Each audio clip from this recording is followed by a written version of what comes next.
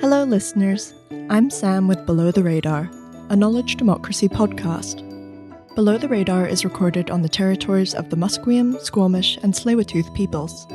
On this episode of Below the Radar, our host, Am Johal, is joined by Seth Klein, Team Lead and Director of Strategy of the Climate Emergency Unit, a 5-year project of the David Suzuki Institute that Seth launched in early 2021. Am and Seth discuss how he and his team are working to mobilize Canada for the climate emergency, including their latest project evaluating how the CBC reports on climate. Enjoy the episode. Hello, welcome to Below the Radar. Delighted that you could join us again this week. We have a special guest who's joined us for the second time on the podcast. Wonderful to have Seth Klein with us from the Climate Emergency Unit. Welcome, Seth. Hi, Am. Good to be back. Yeah, Seth, maybe we can pick up. Well, let's start with you introducing yourself a little bit. Sure. My name is Seth Klein. For many years, I was with the Canadian Centre for Policy Alternatives. Left there about 5 years ago. Wrote this book called The Good War, Mobilizing Canada for the Climate Emergency. I'm now team lead with a 5-year project called the Climate Emergency Unit. So I work with a small team across the country on climate emergency ideas. I was just chatting with Sam Walters, who is, of course, on our Below the Radar team here. That Seth, we've known each other longer than Sam has been alive. Ouch. The 90s, when you came out here to set up the BC office of the Canadian Centre for Policy Alternatives. I was just at a fundraiser the other night at Fraser Hall. Wonderful, saw you there as well. Maybe we can begin with you just talking a little bit about where your book came from and also, the series of activities you've been involved with after the book has come out. Sure. Well, like I said, I was 20 years at the Canadian Centre for Policy Alternatives. When you work at a progressive social justice think tank, you forever live in this space between what you think needs to happen and what our politics seems prepared to entertain. No more so than when it comes to climate. And over the years, we were doing more and more climate work at the CCPA. And the problem with following the climate file is the more you follow it, the more panicked you become. And then I decided I wanted to leave and just focus 100% of my time on the climate emergency and write a book that would try to tackle that gap between what the scientists urgently tell us we have to do and what our politics seems capable of undertaking. So that's what I did. I took a year to write this book. The book took its own little twist. In the original book outline, I was going to have a single chapter on lessons from the Second World War, because I think most of us have this question in the back of our head, like, can we really retool the whole economy in the space of this narrow window of time that we have? And I thought, I'm going to dig into the World War II story because we kind of did. We kind of did retool the whole economy, and I'll see if there's some lessons there. And the more I dug into it, the more parallels I started to see. And it actually started to blow my mind a little bit. I'd been on the climate file for years, as I said, but it was forcing me to look at it through fresh eyes, through the lens of emergency. It was like, oh, this is what it looks and sounds and feels like to treat an emergency like a real emergency. And I remember turning to my partner one night, a couple months into the book project, and going, I think I have to rewrite the whole outline. I think the whole book's about World War II. And I think I remember talking to you around that time. And so that's what I did. I wrote this book that's all structured around the Second World War and lessons from 80 years ago applied to the present emergency. It came out 3 years ago. And I realized I had all these ideas now for what genuine climate emergency policies could and should look like. And then David Suzuki and Tara Cullis gave me this home with the David Suzuki Institute to create this project called the Climate Emergency Unit, the whole idea of which was to forge coalitions and joint initiatives around these genuine emergency ideas.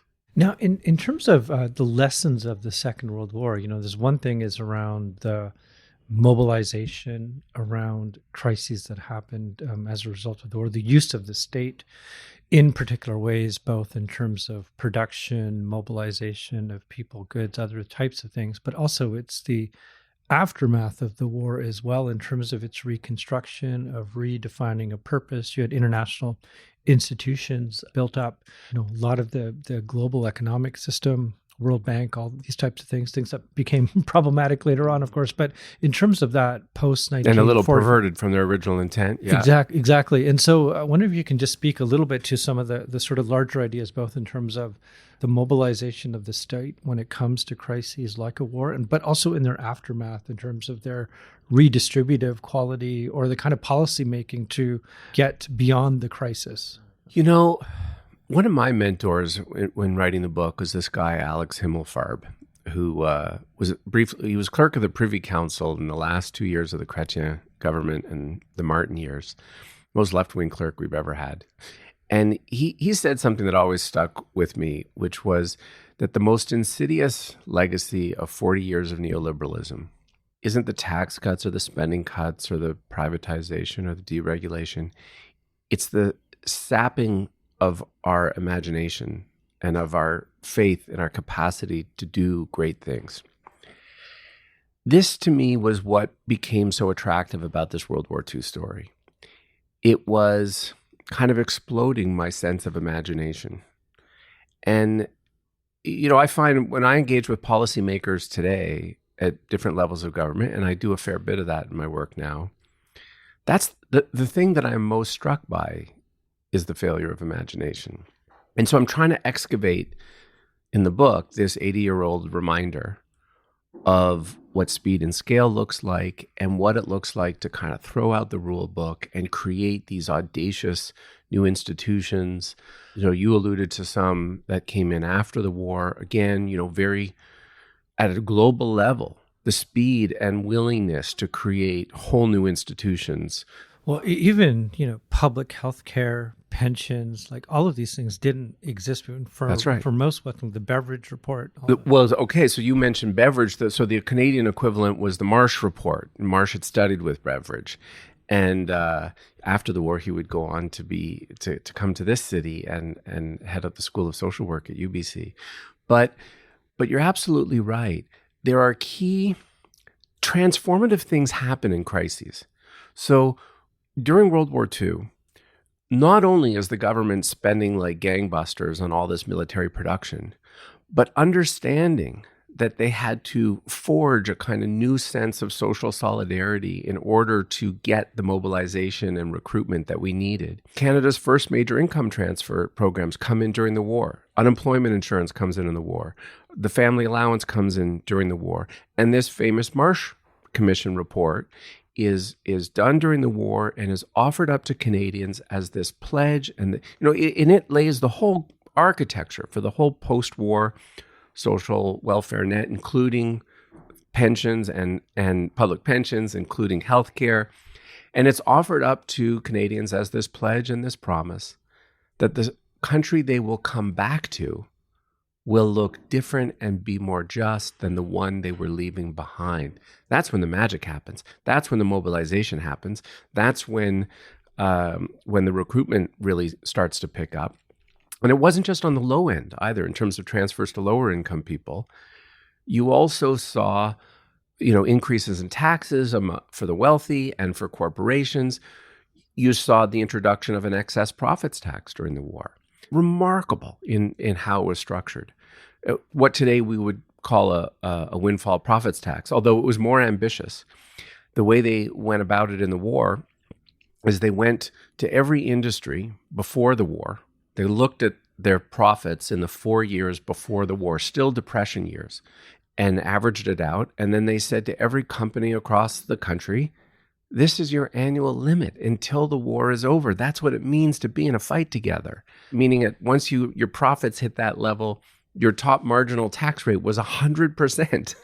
Even in business, people were prepared to go along with that because that's what it meant and felt like to be in a grand undertaking together. Yeah, and of course, the expansion of social and affordable housing as well. And I think through this metaphor of the Second World War, I think the thing that ties what became the Canada Mortgage and Housing Corporation was born in the war. And during the war itself, the federal government created 28 crown corporations in order to expedite this ramp up of military production. So this is what I mean about excavating this sense of possibility and this reminder of, oh, this is what ambition and speed and scale looks like when we're serious. And as you said, the expansion of neoliberalism, we have a sense of amnesia of what the possibilities of the role of the state and its mobilization. And sometimes the war metaphor can throw people off a bit, but I get your point around that there is a point where the state can be mobilized as a collective aspect to intervene in a crisis. And this oftentimes in a neoliberal moment certainly wasn't what was thought of in the imagination of people. Or at the time. I mean, often, people would hear when I was working on the book, friends, including you, people would say, it was a different time and people kind of got it then and had a sense of what the state could do. Mostly that's not true. Like, I'm convinced that if you had said to Canadians in 1938, this gang in Mackenzie King's cabinet, do they have what it takes to completely transform Canadian society and the economy, as was about to happen, I'm quite certain most of them would have said, no, not this gang. And they had no reason to believe otherwise because the same gang had done mostly nothing for 10 years in the Depression through all that hardship. But this is the point, that when you actually see an emergency as an emergency, and we all got a bit of a taste of this in the first year of the COVID pandemic, things become possible that didn't seem possible. Yeah, certainly the pandemic definitely brought the state back into play as it's an efficient way to bring about things like vaccines in other places. And so when we think about the climate crisis then, and of course, we're seeing the parts per million hit 424 and otherwise all of these limit points of 1.5 degrees all the way to 4 or 5 degrees by the end of the century, depending on which scenario one follows. The science was started in the 50s. Charles David Keeling's Keeling curve was being measured in the 50s. By the 70s, there was basically at least a scientific consensus. It's the political mobilization aspect. Now, I've interviewed Charles David Keeling's son, who he holds the Mauna Loa record at Scripps Institute, and so he measures the impact of oxygen on the expansion of carbon dioxide. And, he brings up the Manhattan Project. He brings up the post-Second World War context as well. So there's an alignment in many ways. And he's very much a scientist rather than a political person per se. But I'm wondering how you when you think about the climate crisis today, what are the kinds of things that the state can be intervening or at least mobilizing the public around the stakes of the urgency that we have, particularly in this moment where what we do today won't have impact until a few decades afterward. One of the things when I interviewed Ralph Keeling was that, his view of it, because he had been in it's the family business, following this record for so long. And what he said to me was, it's almost as if things need to get worse before they get better, because this notion of the emergency happens at different scales. It's with us, but the sense of, there's what happened in Hawaii, what happens in the wildfires here, it goes away. And it's sort of happening in an asymmetrical fashion. There's things about the way climate operates that makes this challenging. It moves in slow motion. Extreme events don't happen everywhere at the same time. And it's different from past crises in other complicating ways as well. Like, for example, I cut my teeth politically as a teenager in the 1980s in the peace and disarmament movement, kind of pre the end of the Cold War. Now, that was also an existential threat, but it operated differently, right? It either would or it wouldn't happen. Climate doesn't work like that. Climate, as the saying goes, is a matter of degrees. It is already happening. And to your point, even if we do everything absolutely right starting tomorrow, it will probably get worse before it gets better. And yet, you have to do this work with this sense that every incremental fraction of a degree matters. Some of it's locked in, and we are, under even the best case scenario, going to experience tragic losses before we turn this thing around. And yet, to not do everything in our power to prevent the next incremental increase is a kind of first world conceit and obscene. That's the challenging time in which we reside. But you were asking what does it actually look like to approach climate in this emergency fashion? So first of all, let's name what's not working about our current approach. My beef with the federal government's approach, provincial government approaches, is that if you look at our climate policies to date, and I will say that I think we're going to start to see, having kind of merely flatlined our emissions at an historic high for about 20 years, I think we're going to start to see a bending of the curve in a good direction, but not at the pitch and pace that science and justice demands. And why is that? I think it's because when you look at federal and provincial policies to date, they're all voluntary. We're effectively trying to incentivize our way to victory. We send price signals when we have carbon pricing, rebates, tax credits, different enticements and encouragements. This is no way to prosecute the fight of our lives. So instead, the framework that my team and I employ with the Climate Emergency Unit, and it's derived from the lessons of the book, is a framework we call the 6 markers of emergency. How do you know when the leadership of a government or really any large institution is actually in emergency mode? Well, when it hits the 6 markers, which are you spend what it takes to win, you create audacious new institutions, particularly economic institutions, to get the job done. Marker 3 is you move from voluntary and incentive-based policies to mandatory measures. Number 4 is you tell the truth about the severity of the crisis. Number 5 is you commit to leave no one behind, understanding, as we were talking about previously, that mobilization requires social solidarity and inequality is toxic to social solidarity. And marker 6 is you center Indigenous leadership rights and title. Those are the 6 markers of emergency. I'd say the Canadian government hit the first 5 pretty well in the Second World War. I would say our government in the first year of the pandemic actually, with some misses, mostly hit all of them. And with respect to the climate emergency, neither the federal government nor any provincial government of any political stripe in this country, it's not just that they don't hit all the markers, they don't hit any of the markers.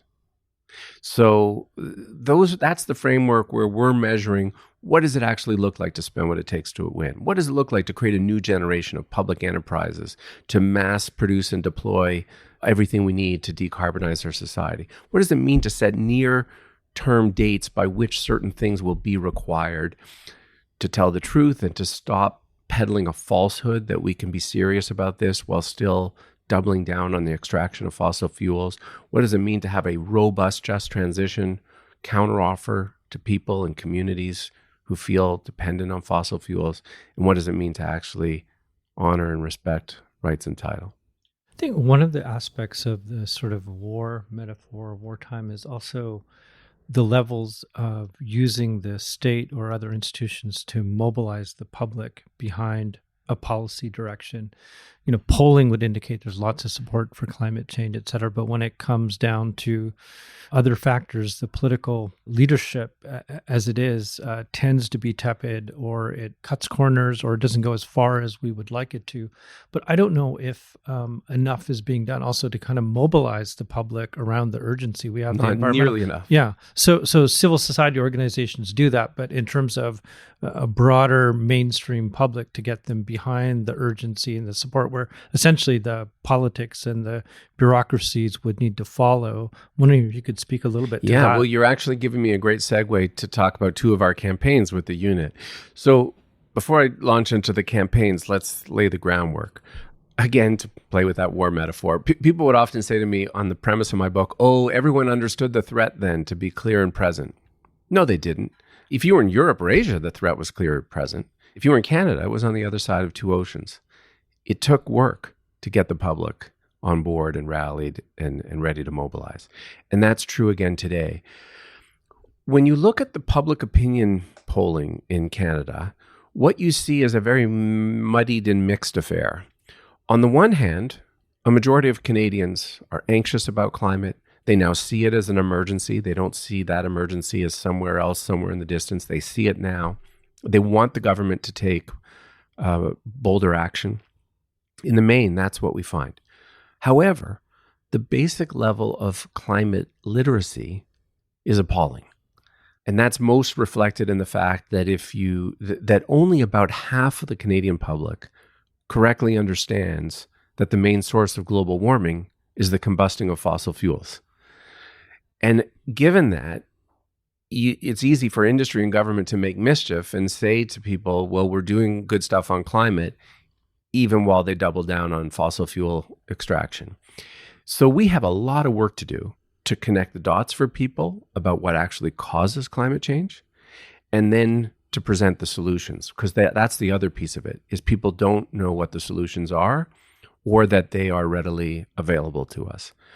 So what do we need? Well, one of our campaigns is that there should be some sort of climate emergency information agency, well-funded at the federal government level. Like, we're all getting bombarded with advertising from the LNG industry and from the Pathways Alliance and the oil sands companies. Where the heck is the federal advertising telling us, A, how serious this is, what actually causes this, and what the solutions are and what each of us can do to get there? It's completely absent.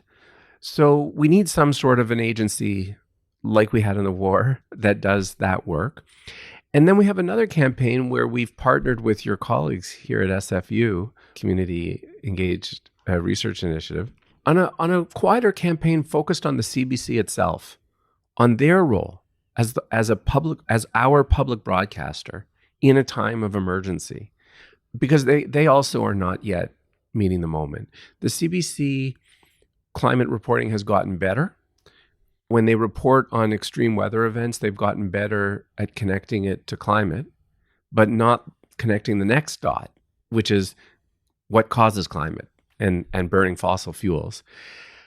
But also where the CBC has most of its excellent climate program is in these sort of standalone shows, The Nature of Things, CBC's What on Earth, Planet Wonder.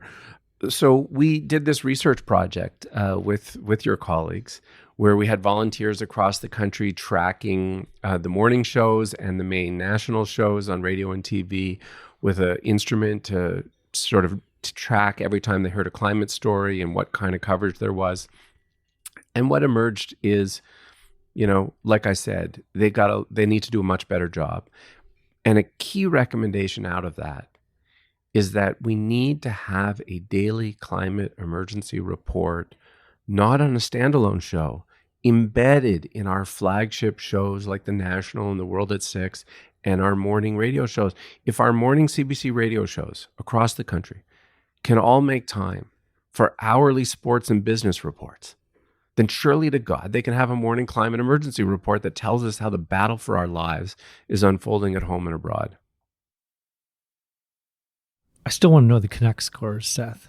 The what? I still want to know the Connect score. You can still know that. Okay. I'm not saying get rid of the sports report, or the business report. Yeah. But look, given that we have a weather report, we should have a climate change report. We should. And, the business report also every hour, like so much of this is symbolic, right? Who's paying close attention? No one's like pulling over in their car and calling their stockbroker or whatever. I mean, these reports are communicating to people what matters, what's important. And that's missing. And you also did a few recordings in this booth with a few sort of sample shows as well, which we'll link to in the show notes when this comes out. But that's right. We thought we would model for the CBC, if you had a morning climate emergency report, what might it sound like? And so we teamed up with Saya Tong and we tried to do them a service. Yeah, so the report just got released a couple of weeks ago, and I'm wondering if you can sort of summarize some of your findings and also, some of your conversations you've had with people at the CBC and otherwise. Yeah, well, so we took a random 2-week window at late April, early May, and like I said, with 30 volunteers across the country tracking all of these shows.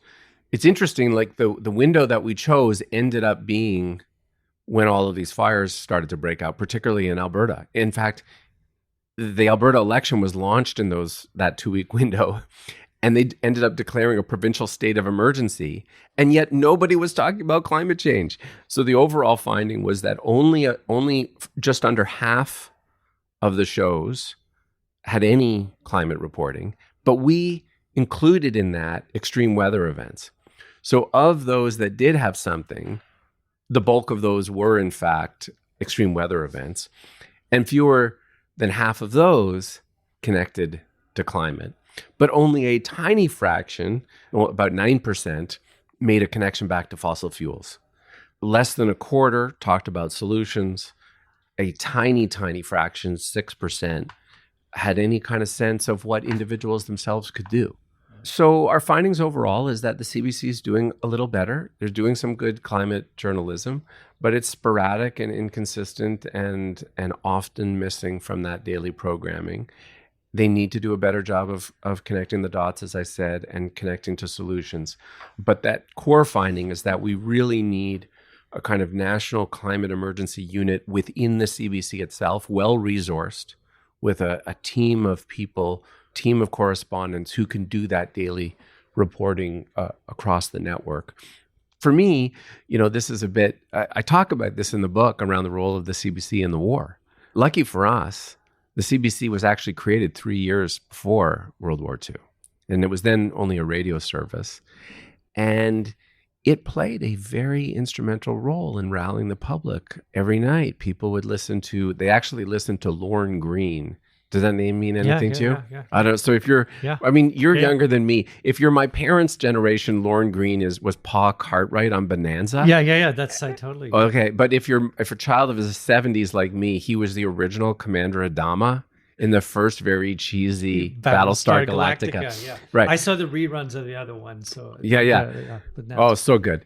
Before he went to Hollywood, Lorne Greene was the CBC's first newsreader through the war. Canadians affectionately referred to him as the voice of doom. He had this fantastic, deep voice, right? And they played a key role. So that's what kind of leads me to say, okay, CBC, what's your job today? You're asking how it's been received. Our report is being circulated in the CBC, well circulated. We keep hearing from people inside that it's being shared. It's being referenced in meetings. The editor-in-chief of CBC News and I have had a bit of a correspondence about it, but they're pretty guarded. And we're in an odd moment where, the federal conservative leader is leading chants of defund the CBC across the country. And the CBC tends to get into this, batten down the hatches mode, like because they're so afraid, they become extra paranoid. I think that the perception that they're somehow biased, and so if anything, they pull back. I think in terms of this aggressive reporting, and that's not what we need right now. I think the public wants to see the CBC do this job. They think they would be more inclined to rally to the CBC's defense if the CBC meets this moment. And, people often say to me, again, back to the war reference, oh, do I want the CBC to be this propagandistic outfit like they were in the war? No, we want our news to be factual and science-based, but also in the context of a civilizational threat, we want them to pick a goddamn side. And they did in the war, and Canadians would have been appalled if they'd done otherwise. I'm going to speak a little bit to, there's the possibilities of how the state or media can intervene in these large existential questions. As you mentioned, the nuclear period was a kind of potential existential threat that had to be dealt with. And this is a different kind of one that moves in its duration in a different type of way. It's a cultural kind of battle as well in terms of, but you also have, in the Canadian context, provinces like Alberta, driven by the energy economy, having its own sort of communications secretariat set up to monitor and police make mischief. And so the state can also play the other side of that card, particularly in a place like Alberta. So we can maybe speak a little bit to kind of like those phenomenon, which are also very recent in terms of, they're trying to, in their words, combat propaganda against the oil industry. Yeah, so in some cases, as you say, where the state is effectively a petrostate, they're on the other side of the equation here, trying to block progress and do the bidding of the fossil fuel industry. And that's challenging. There's no question about it. The very fact of and this is one of the things I wrestle with in the book, the very fact of the quagmire of Canadian Confederation complicates matters. Like, if we were a unitary state, like many states in Europe, this would be easier. And instead, but we're not. And we got to work with the hands we're dealt. the federal government often has a hard time trying to contend with some of these provinces that are challenging. But I also think that can get overplayed. Mackenzie King also had to deal with a lot of ornery premiers, some very big and troublesome personalities. Bible Bill Aberhart in Alberta and Mitch Hepburn, these guys hated his guts too. And yet something happens in an emergency and they all ended up on the same page. I also think, so one of our other campaigns, by the way, at the unit is this call for a new federal transfer that I would call a climate emergency just transition transfer. It was actually an idea I cooked up with a guy named Gil McGowan, the president of the Alberta Federation of Labor. I was interviewing Gil for the book. And, Gil's an interesting guy. Here he is in Alberta, and yet head of the Federation of Labor. I think you'd be pretty hard-pressed to find a labor leader who gets climate more as well as Gil does.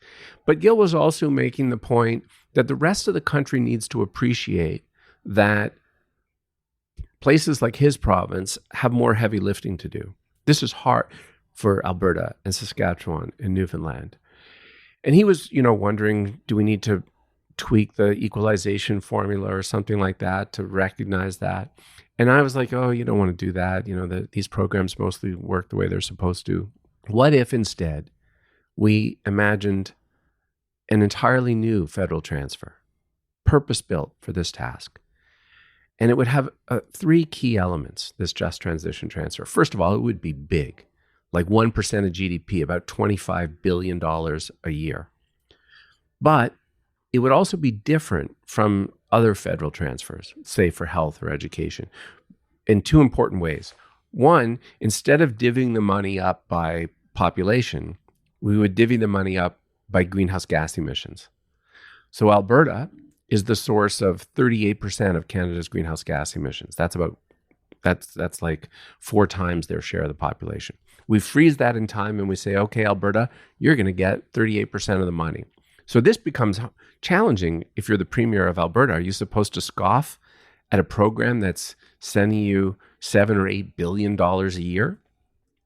But the second twist is that we wouldn't send the money to the provincial government because it's not to be trusted on this matter. Instead, we would have new just transition agencies in every province, jointly governed by the feds, the provinces if they ante in, municipal governments, Indigenous governments, to receive that money and deploy it in a way on climate infrastructure that aligns with what those jurisdictions need to lower their greenhouse gas emissions and get off fossil fuels. But that's a way that we could recognize the unique challenges of our confederation and yet make it work. So I think it can be done. It is harder, but it is not impossible. So Seth, coming out of the book, you mentioned the CBC project. I wonder if you could mention a few more projects that you're currently working on that are sort of an outcome of the book or an outcome of the work in the climate emergency unit. Well, so our unit has been part of initiating different joint campaigns, as I say. Here in British Columbia, we were an initiator of what's now the BC Climate Emergency Campaign. So that's a joint effort of about 30 organizations that have been pressing the provincial government to transform its Clean BC plan, its official climate plan, into a genuine climate emergency plan. It produced this open letter to the BC government listing 10 actions that would do so. And over 550 organizations have signed that call. We have a similar thing that we were part of in Ontario, an Ontario Climate Emergency Campaign. We have the CBC campaign, as I mentioned. We've partnered with the Canadian Association of Physicians for the Environment on a campaign that they lead to ban fossil fuel advertising. That would signal emergency, right? What does it mean to say to people this is an emergency and still have them ubiquitously have to see fossil fuel company advertising and fossil fuel vehicle advertising? So there's an initiative to ban that. We work on campaigns to ban new buildings from being hooked up to gas. We have this Just Transition Transfer campaign. And then one where we put a lot of our energies is this campaign for a Youth Climate Corps. In fact, when I give talks, I find the Youth Climate Corps call in some ways the most emotionally resonant. So just to be your weird uncle again about the war. In the war, Canada was a population of about 11 million people. Over 1 million of them enlisted, which is itself mind-blowing. Of those million plus who enlisted, 64% of them were under the age of 21. They left their farms, they delayed their careers, they deferred their university studies because they understood the emergency to be in that moment. I give a lot of talks to young people. And I think there are tens of thousands of them in Canada who get the emergency. And they are ready to rally in our collective defense again.